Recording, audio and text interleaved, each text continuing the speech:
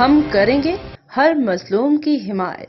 السلام علیکم ناظرین، میں ہوں حرین فاطمہ اور آپ دیکھ رہے ہیں حمایتی نیوز HD چینل۔ نظر ڈالتے ہیں آج کی اہم خبر پر۔ کراچی روٹ ٹومکا کے تحت کراچی سے حج آپریشن کا آغاز ہو گیا۔ 2 حج پروازیں 330 عازمین کو لے کر مدینہ منورہ روانہ ہو گئی۔ پہلی حج پرواز 150 عازمین کو لے کر مدینہ منورہ روانہ ہوئی، جبکہ دوسری پرواز رات 2:45 پر 180 عازمین کو لے کر روانہ ہوئی۔ کراچی سے آج مجموعی طور پر 330 عازمین سعودی عرب روانہ ہوئے۔ ایئرپورٹ انتظامیہ کی جانب سے حج آپریشن کے لیے بہترین انتظامات کیے گئے ہیں۔ کراچی سے مجموعی طور پر 16,281 عازمین حج پر جائیں گے۔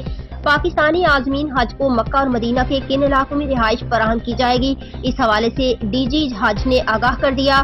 DG حج عبدالوہاب سمرو نے بتایا کہ سرکاری حجاج کو مکہ میں عزیزیہ، بطحہ، قریش اور حی نسیم میں رہائش دی جائے گی۔ مدینہ منورہ میں تمام پاکستانی عازمین حج کو مرکزیہ میں رہائش دی جائے گی۔ اب تک کے لیے اتنا ہی۔ مزید خبروں اور اپڈیٹ سے باخبر رہنے کے لیے دیکھتے رہیں حمایتی نیوز HD چینل۔